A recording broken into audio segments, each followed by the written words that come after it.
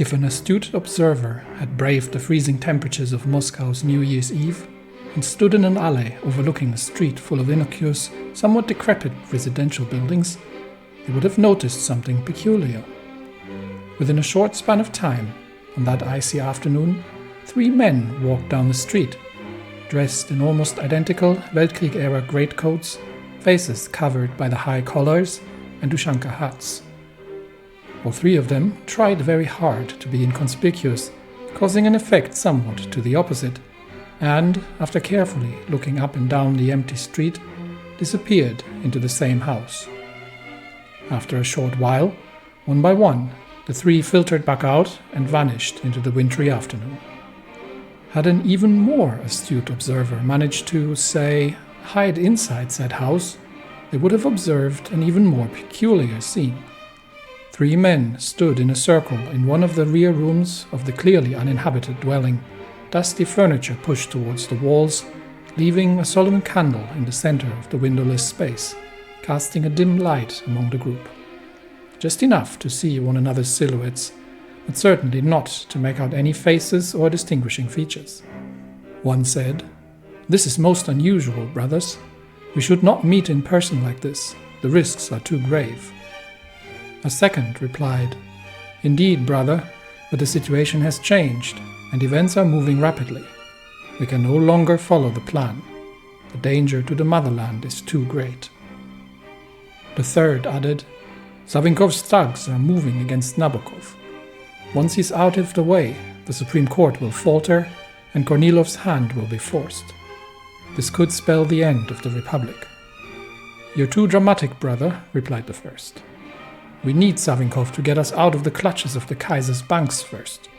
Nobody else currently has the strength to lead." "But at what price?" interrupted the second. "Chernov's people won't stand for it, and then there will be blood in the streets, and we'll be right back to where we were 20 years ago. The Germans already suspect that something is brewing, and no matter what Kornilov says, and what invasion fantasies he indulges, we're in no position yet to challenge them on the battlefield, especially if the country tears itself apart again." "He's right," added the third. "We need to act now, before Savinkov can take complete control. But it needs to be handled with great care. We need pressure on the street, but things must not get out of hand. And we need the right people in place. Do we have Wrangel?" "Wrangel is a monarchist by blood, completely backwards in his thinking. He'll follow along, as long as he's convinced that we're restoring the old system.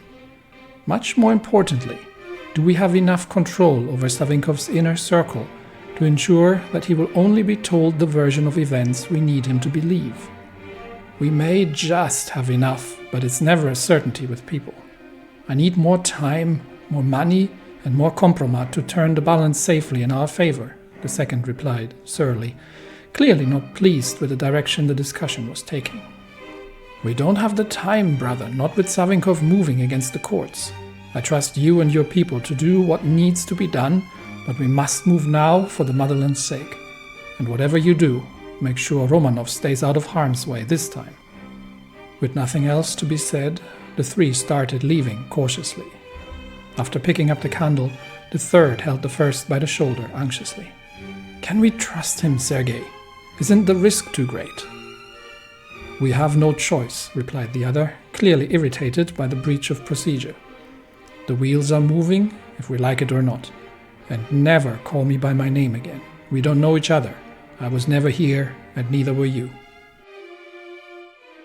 When this is over, he'll need to be liquidated quickly, the first thought to himself, as the snow crunched beneath his feet on the walk back through the streets. He clutched the grip of his Tokarev tightly under his coat. Talks too much, unreliable. Shame we need him for now.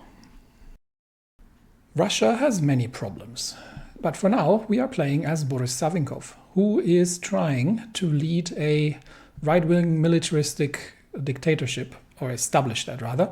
And actually 2 of the advisors that we have here have been mentioned in the intro, are part of the opposition towards Savinkov's power grab. We've got Vladimir Nabokov, who is running the Supreme Court, and we've got Viktor Chernov, who is the left-wing opposition leader and both of them are constantly getting in the way of Savinkov's ideas and attempts at unifying the country behind him. Meanwhile, in between episodes, I have organized the armies a little bit. That took a while and wouldn't have been particularly interesting to watch. So we do currently, this is all very provisional, but we've got currently the European theater. We've got the First European Front. Front was used by the Russians as a name for army group. So we've got the tanks and the somewhat more capable cavalry over here. We've got the Second European Front, which is mostly the infantry. We've got the guard infantry, the regular infantry, as well as a very limited amount of special forces. And we have over there the Asian theater, which is currently just using some cavalry to sort of secure the Pacific coast. The Air Force is mostly unchanged, haven't really done an awful lot, mostly just send them to training. And I've separated out the submarines, and these will be sent for training as well. Not the whole Navy, although it needs it, because we actually have a somewhat limited amount of fuel available to us. We also have absolutely no convoys. Well, we have 60, but they're all in use, and we actually need more than we currently have, so that's no good. And we have no trucks either. So all of these things are somewhat troublesome, but we will get there. Now, to address a couple of concerns before we get started on the in the opening episode. Thank you all for your great comments. Yes, I have intentionally not strengthened the Third International because what I'm trying to achieve is so I don't trust the AI particularly far, is a very, very strong Reichspakt that is going to be a challenge for Russia to overcome. And we will see how that turns out. I will be fighting all the little civil wars as much as I can. But yes, France is probably somewhat disadvantaged against Germany, and that is intentional. So I'm curious to see what comes out of it. And I don't know which way Japan is going to go at all, but Japan is potentially an opponent of the Reichspakt in the Pacific, so they have been strengthened. So depending on how Japan is operating and what they are supporting, where they're going, that is potentially an opponent to the Reichspakt in the Pacific theater. But in the European theater, the Third International is intentionally weakened, because I am looking forward to a bit of a challenge, hopefully, from the German Empire. We will see how this goes. I haven't test played the Russian Republic at all. I've made some notes. I've read up on some approaches on how we can get to the monarchist path, but we will see if this works. You probably know more about this than me, so we'll see how this all goes. Anyway, the first episodes are going to be mostly really focused on the politics. So right now we are addressing the army, and we can unpause and probably speed this up ever so slightly. I'm moving the troops around a little bit just to get them into more sensible positions rather than scattered all over the country. And I think the only thing we're short of is rubber. That's only for planes, and the planes we are producing are completely terrible anyway. All right, so meanwhile, in Moscow. 2 years ago, in June of 1934, President Boris Viktorovich Savinkov was elected to serve as the 5th president of the Russian Democratic Federative Republic. The election, which led to a Duma majority, Duma is the Russian parliament, of the far-right coalition of the SZRS and SOR, was the consequence of 2 decades of disappointment and instability. Yeah, things have not gone well after the revolution and counter-revolution. Germany has way too much influence in the country, and the people are not particularly happy with all the riches going abroad. And the last nail in the coffin of President Makarov was opening negotiations with the Reichsbank over a loan meant to fund another set of land reforms, as the SZRS was promising. But it meant little, as the SZRS had an endless supply of insults to hurl towards the Cadet SR coalition. German lackeys, softness on socialists, failing peasant living standards, and a humiliated Russia after military adventurism in the Far East. Yeah, there was some... I think there was some unrest in the Far East, so we will see if that pops up again. but there definitely was some trouble before. The mood in 1934 was resigned and fearful. A month before elections, a member of the SZRS combat squads had shot syndicalist Volin for treason, and hundreds of left-wing activists and politicians were targeted as part of a campaign of fear, while law enforcement seemed slow and inefficient in reacting. The SZRS volunteers began guarding voting booths, especially in rural regions. I am making big air quotes here around guarding. Only the SOR's campaign was left unhindered and even supported through tactical electoral alliances. And in this environment of fear, many old progressives were pushed to quit out of pressure and fear over their lives. Many voters did not dare to go out, fearing violence. The voter turnout was low, and it saw the old two titans, the Cadets and SR. SR, I think, is the left-wing Revolutionary Party, Socialist Revolutionary, something like that. Almost halved in their seat counts. Cadets are market liberals, as SZRS became the undisputed largest party. A month later, the combined votes of the SZRS and SOR brought President Savinkov into office. So it began, and we get standoff in the State Council. Is that an event anywhere? No, I don't see anything, but it might have unlocked something actually. No, we still can't do something about the Supreme Court. So for now, we'll just continue to address the army, because that's the quickest thing, and it gives us 10 army experience. And so we will see. We'll see what we get out of that. Anyway, so moving on. Troops moving into place, and yeah, we do not have enough fuel to train the submarines and the Air Force. So I think the submarines are going to have to wait. So let's bring them back to port and see if that goes a little better. Yeah, we are short on fuel as you wouldn't believe. Currently, okay, we'll look at that in a second. Currently, okay, because we're moving the tanks around. So once the tanks stop moving around, hopefully, it's still not going to be enough to supply the Air Force. So oil and fuel is definitely going to be a problem. So we are very short, which is a little unusual. But if you're playing Russia, but yeah, anyway. Observer writes on the Legation Council. When Britain's empire collapsed, the three great powers of the Far East, Japan, Germany, and the United States, okay, we know about this, fought over the British concessions in a Cold War of dominance over Chinese trade and influence. So America has intervened, and the Legation Council, the legation cities are basically foreign occupied, the rich trading ports foreign occupied on the Chinese coast. What's Russia's play in here? When the Council for the International Mandate for the Chinese Concessions was created, a seat was granted to Russia because of our concessions in Tianjin, so in the north. The debacle in Manchuria, where we clashed with the Chinese and the Japanese forces in Manchuria in 1928, was deemed to be an outrageous breach of the treaties established by the Legation Council, and in rare unified front by Berlin and Tokyo, our voting rights were temporarily frozen until Moscow is willing to respect treaties it agreed to. In practice, it was an excuse to remove us, ally of the United States in the Council, from Chinese politics. It is unlikely our rights are restored if it's up to the Germans or the Japanese.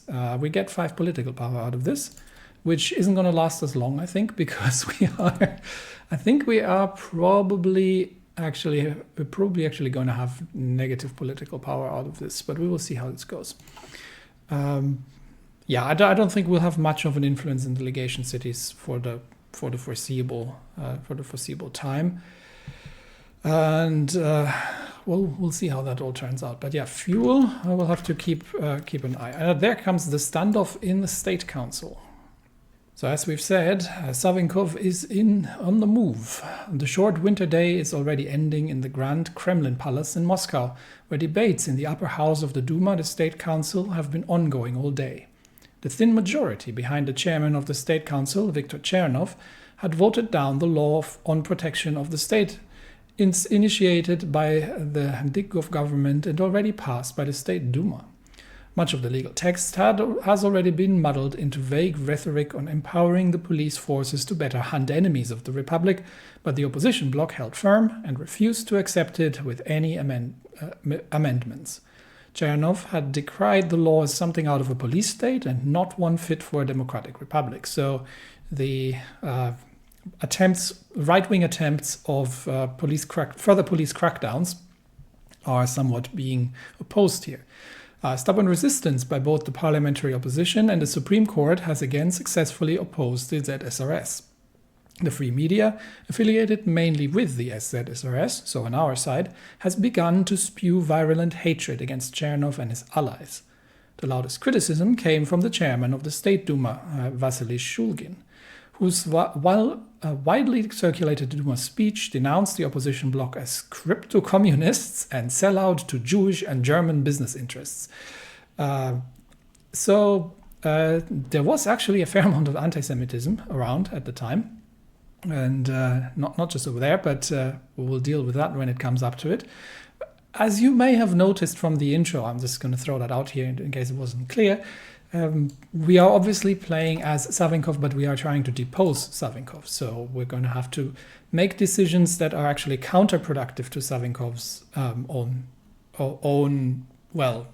to Savinkov's own goals. So that's why I've introduced group of interested observers who are pulling some strings behind the scenes, and we're going to try and unseat him.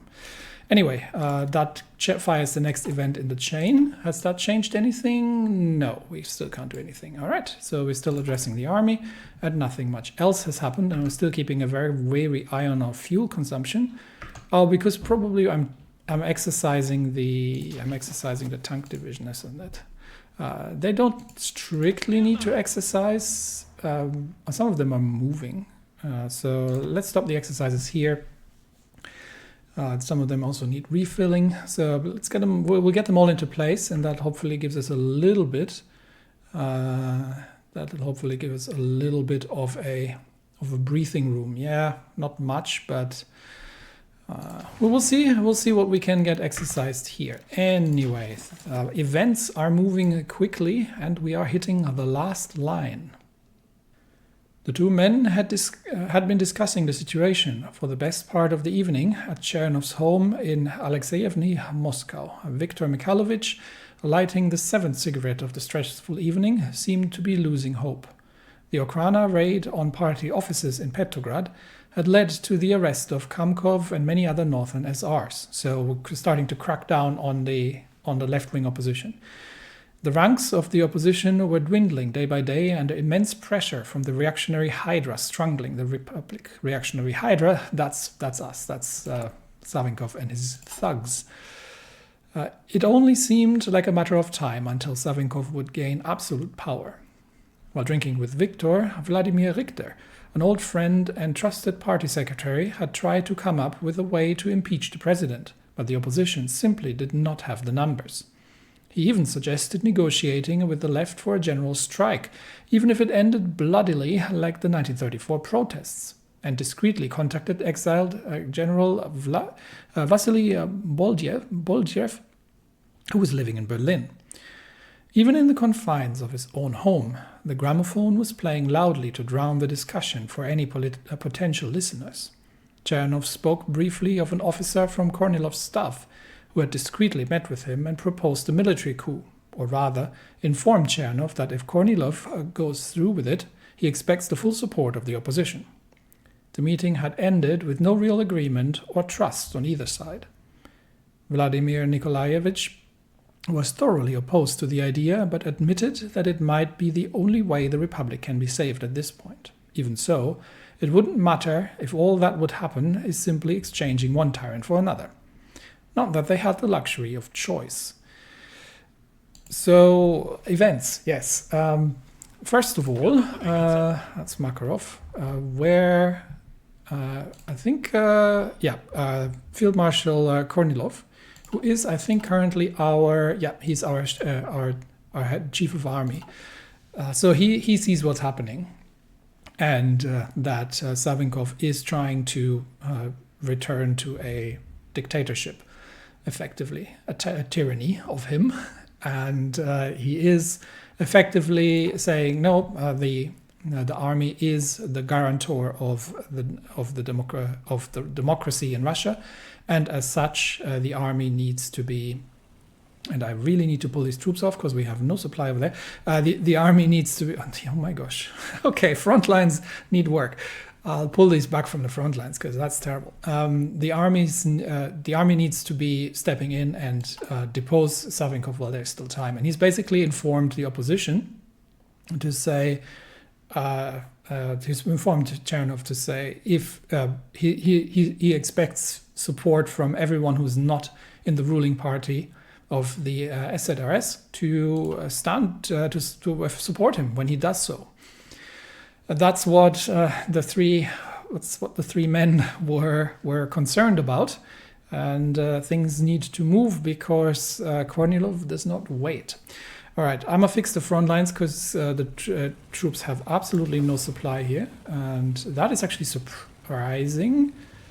Or that's because of the railway network. That is not surprising actually. So we do have a supply hub. We do have supply hubs here, but it's A, the railway network, and B, the complete lack of trucks, because we don't have any trucks. As far as I remember, we have no trucks, yes, which means we can't motorize the supply, which means everything needs to be put by horse and carriage, which also means I am going to have to change the front lines and pull some of these troops back until we have sorted the situation out. Okay, troops should be moving off, and that should alleviate the worst of the supply problems in the area. So definitely work to do there.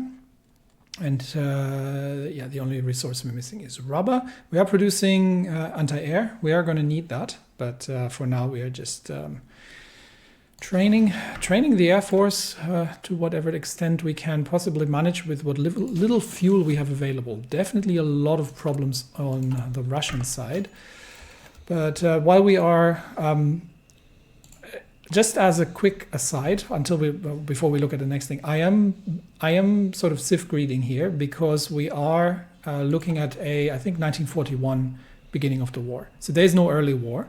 So there's really no reason for me to begin military factory production early on.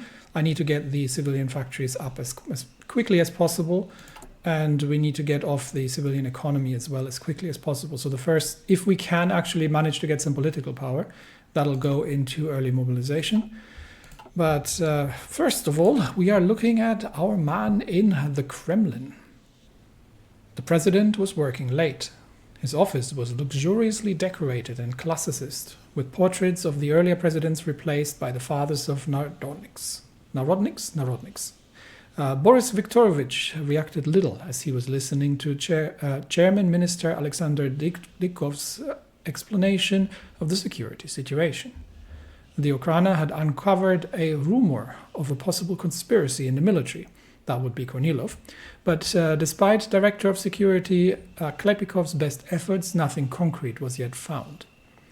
Boris Viktorovich lit another cigarette and briefly remembered how the two of them had set up their temporary headquarters of the SZRS in a half-collapsed farmhouse in Shengorsk during the Civil War.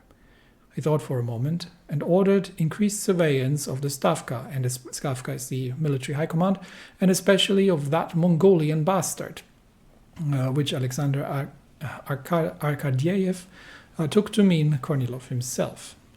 The president understood the equation was dangerous. The longer Chernov and Nabokov slowed down the consolidation of power, the more time disloyal elements in the military had to plot. And many in the army simply despised the Svobodniks as an unwashed mob, expected from the aristocratic morons who do not know life outside of barracks and palaces. But their time will come eventually. For now, the priority is to destroy and exterminate every threat on the way to absolute power. So, yeah, Kornilov is plotting, and Savinkov has figured that out. So he is sending his thugs. He's sort of a military veteran / military hero. So there's definitely some history between him and Kornilov as well. But in the end, when it comes to gaining absolute power, That's sort of where he's at. Okay, still no further focuses unlocked. So I'm assuming it'll come down to shots fired, I think, was the next event before we are going to see that happening. And we're actually neutral on political power, interestingly enough. There we go. Next up in Moscow, where things are coming to a head. 3 shots in the chest. At 4:30 yesterday, 3 shots from a Korovin pistol were heard that echoed across Russia. Viktor Chernov, the head of the Socialist Revolutionary Party and the chairman of the State Council, was assassinated at the hands of a fellow party member. Oh yeah, like Lenin. Nikolai Leonidov, a low-ranking SR functionary, shot Chernov in the chest 3 times at the stairs of the Grand Kremlin Palace, killing him instantly.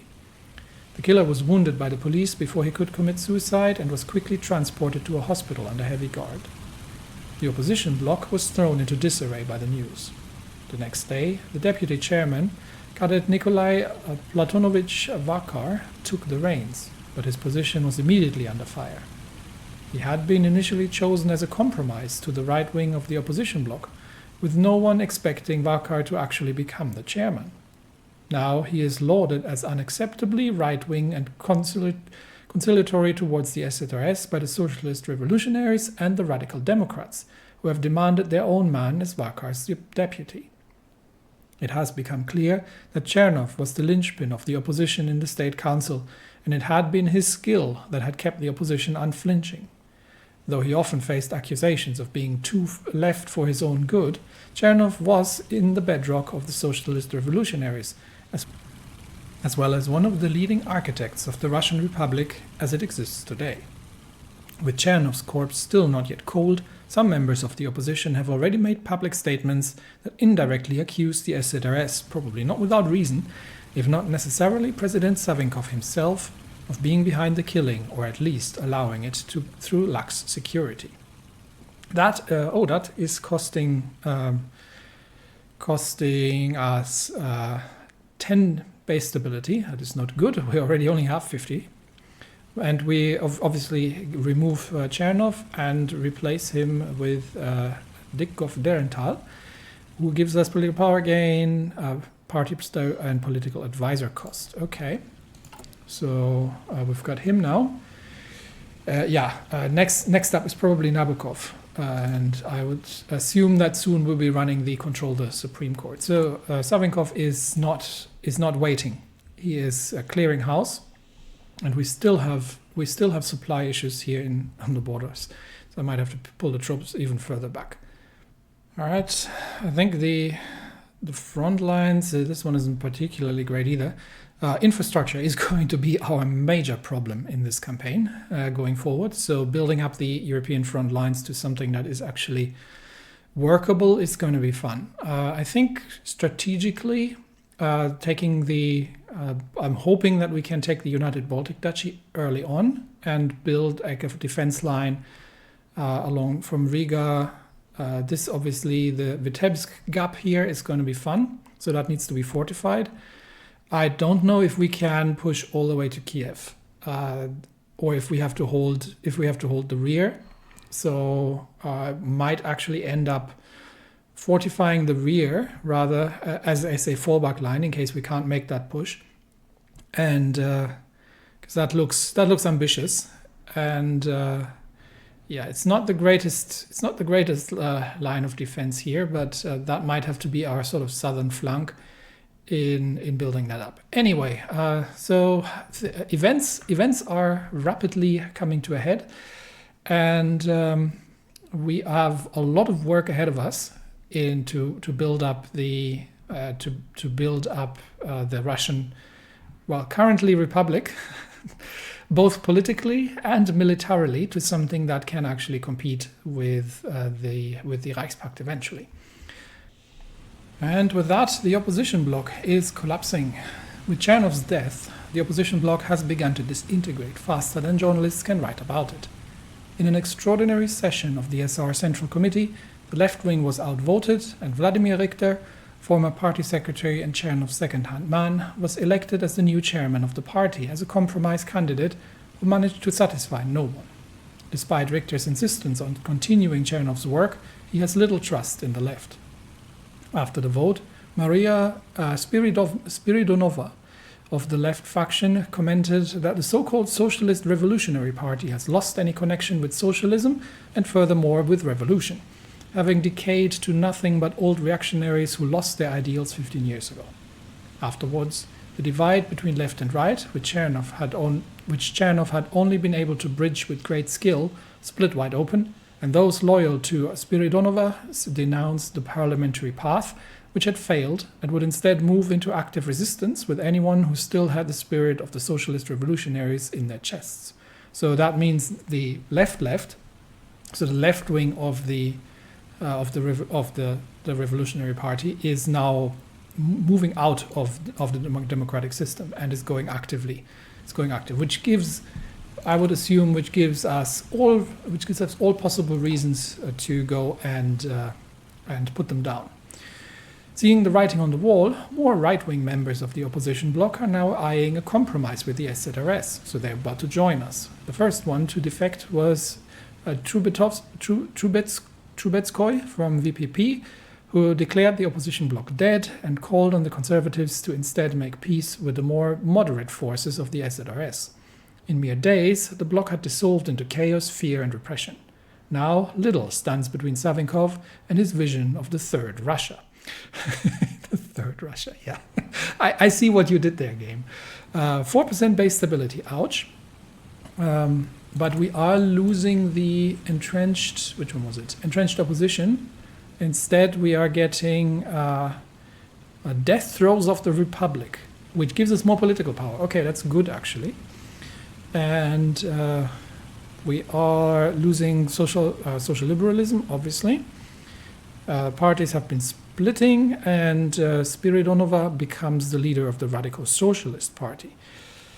And Richter becomes leader of the Social Liberals. Yeah, we've seen that. So this, once we actually refresh that, we've lost that. Death throes of the Republic.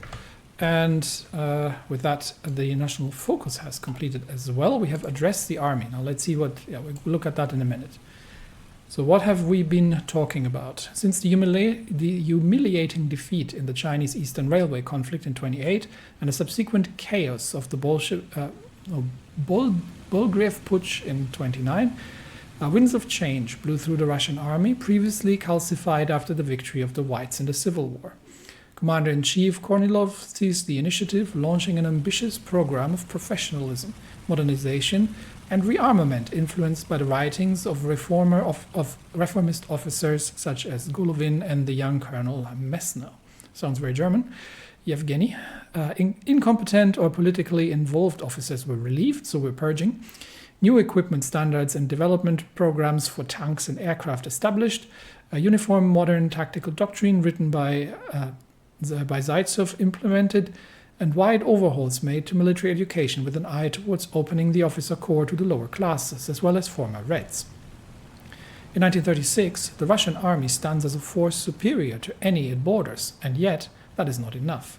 Triumph over Germany in the coming war will require far more, and the timetable is short. However, the path forward is contested.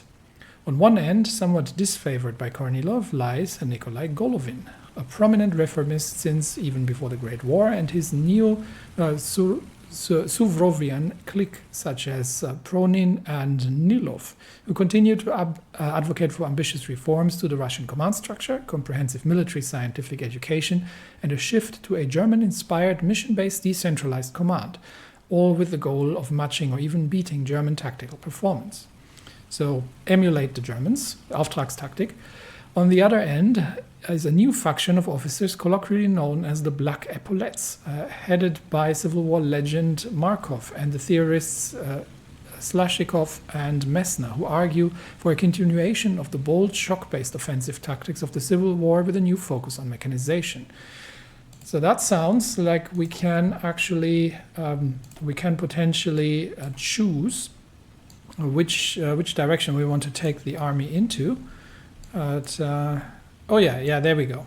So we have now unlocked the two paths. So we can either go with the which one is this? Will to victory or science of victory? Okay, so this is the second one. This would be the first one, I'm assuming. So we get the we'll see which one we can take here. But I think something else, yeah, the Supreme Court has unlocked. So we'll do that next probably. So let's just take a quick look and see what this is in. So this gives us a theorist and improves certain tactics. And this is the same thing. So which theorist is better? So we can get Golovin, 15% land doctrine, design cost for artillery.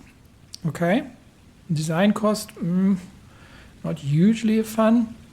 This one is 10% doctrine, cavalry design, heavy tank design, light unit design, medium tank unit design. Okay, so this is a artillery, basically an artillery design theorist, you could say, with better doctrine cost. But this one is definitely the better theorist. Well, let's see what's underneath here. So this goes, okay,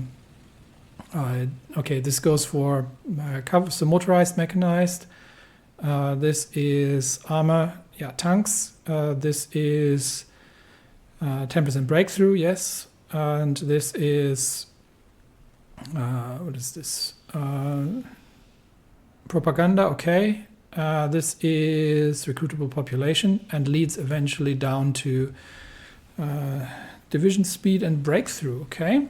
Whereas this one goes artillery, attack against 4, that is very, very obscure,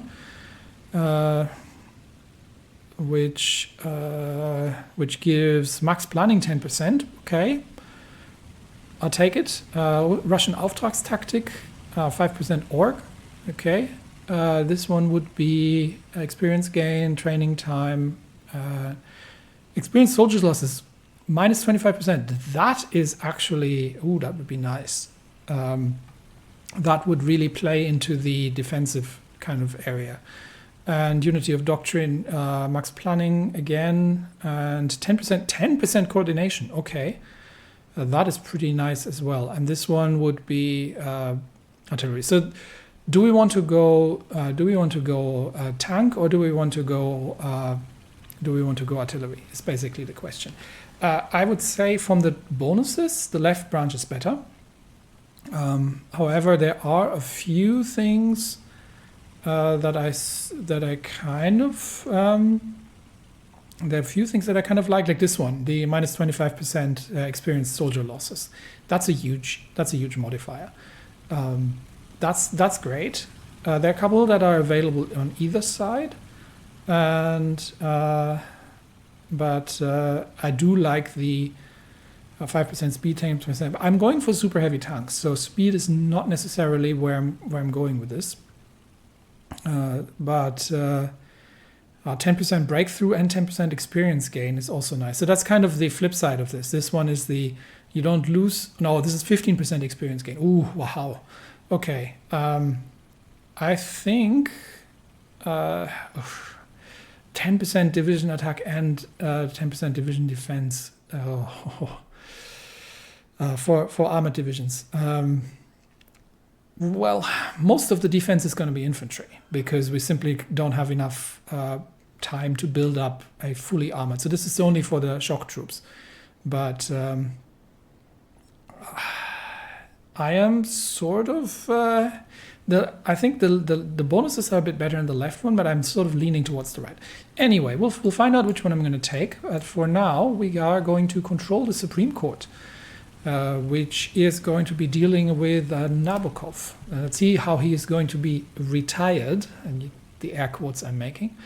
But that's definitely what Savinkov is going to be doing next. Meanwhile, the Totalist Charter is being written, and Mussolini, Valois, Herzog, and other interested parties arrived in Birmingham today. Yes, because the British are very, very left-wing. and agreed that Marxism, Sorelianism, and national syndicalism all share basic principles of the state's primacy in the socialist struggle, the role of national identity within the state, and the importance of a strong central authority to preserve and build socialism. The Charter also claims the socialist state is the final stage of human development and that democracy is not necessary to achieve socialism. These statements have drawn great criticism from other socialist factions, who gave it the name totalism as a play on totalitarian socialism, which has been eagerly accepted by mostly, who added it to the manifesto's name, attributing it to their total commitment to socialism. The world revolution, guys, and our left wing has sort of split off to support that as well. Anyway, I think many things have happened. We have many problems to solve, and we will see. For now, Savinkov is establishing his supremacy in the state, and the mysterious men behind the curtains will have their work cut out for themselves to steer the country away from yet another tyrant.